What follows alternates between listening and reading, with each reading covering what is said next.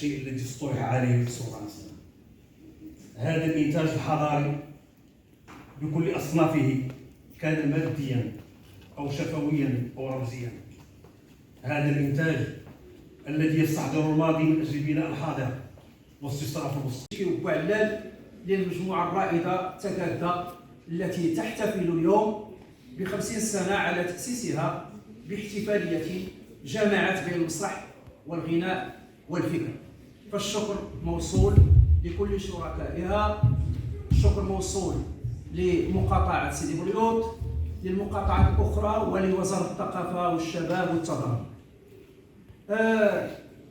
عندما اطلعت على هذا البرنامج فقد تضمن اسم علم، اسم كبير.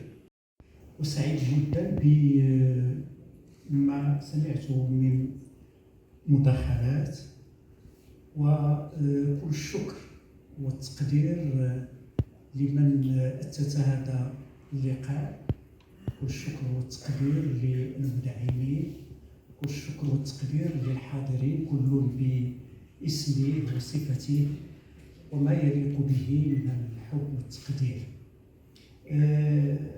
بكل صدق حينما طلب مني أن أقدم ورقة